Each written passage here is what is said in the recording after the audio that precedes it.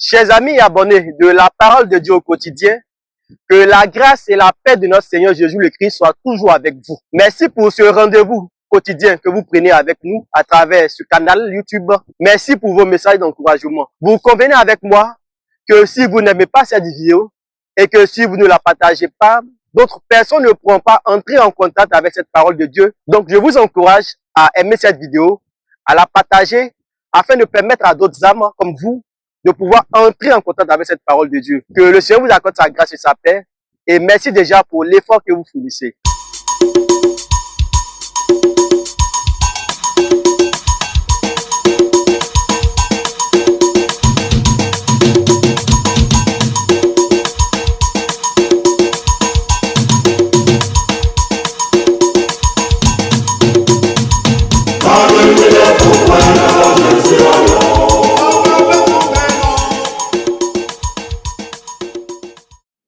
L'homme peut-il comprendre la pédagogie de Dieu? L'homme peut-il cerner sans se tromper l'agir de Dieu dans ce monde?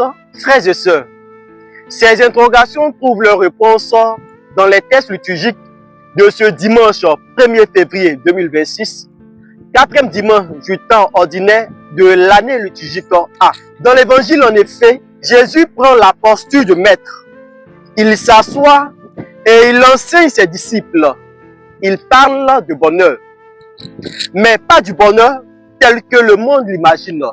Il dit, heureux les pauvres de cœur, heureux les doux, heureux ceux qui pleurent, heureux ceux qui ont faim et soif de la justice. Frères et sœurs, soyons honnêtes. Ce discours n'est pas spontané pour nous. Naturellement, nous dirons plutôt, heureux les riches, heureux les forts, heureux ceux qui dominent, heureux ceux qui ne manquent de rien. Mais Jésus n'entre pas dans ce chemin. Jésus dit l'inverse. Par les béatitudes, Jésus répond à une question fondamentale. Que doit être ou que doit faire un disciple authentique? Loin d'inviter ses disciples à subir la vie, Jésus les exhorte à une résilience tournée vers l'espérance. Il ne glorifie pas la souffrance, mais il montre que, même dans la souffrance, Dieu n'est jamais absent. Voilà la pédagogie de Dieu. C'est une pédagogie qui dérange, c'est une pédagogie qui couvre de confusion les sages, comme nous le rappelle la deuxième lecture. La logique humaine voudrait que Dieu se serve des puissants, des influents, des intelligents, selon le monde, des hommes de grande naissance pour accomplir une mission aussi délicate que celle de convertir le cœur. Mais Dieu n'agit pas selon nos schémas.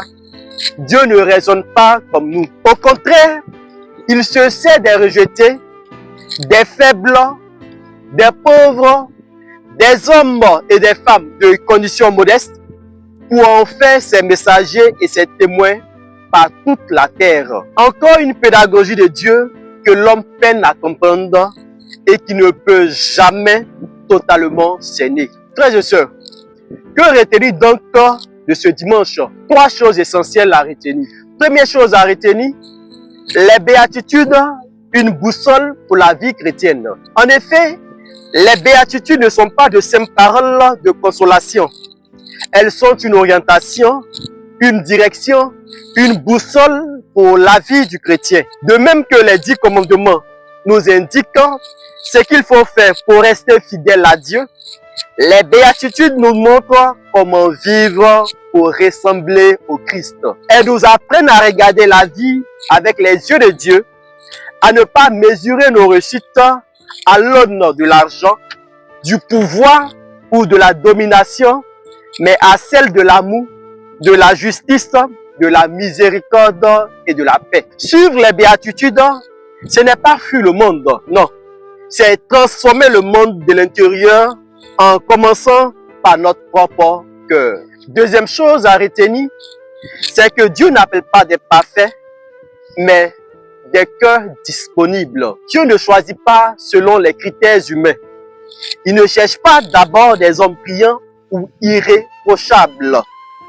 Il cherche des cœurs ouverts, doux, humbles, capables de se laisser conduire. Tout au long de l'histoire du salut, Dieu se sert des faibles pour confondre les forts, des petits pour accomplir de grandes œuvres. Cela signifie que nos fragilités ne sont pas un obstacle à l'action de Dieu. Au contraire, elles peuvent devenir le lieu même où Dieu se manifeste. Ce que Dieu attend de nous, ce que Dieu attend de moi, ce n'est pas notre perfection, non, mais notre disponibilité, notre oui, notre confiance totale. C'est ce que Dieu attend de toi, c'est ce que Dieu attend de moi. Enfin, la troisième et la dernière chose à retenir pour ce dimanche, c'est que le vrai bonheur naît d'une vie accordée à Dieu. Le monde nous promet le bonheur à travers la possession, la réussite, la reconnaissance sociale.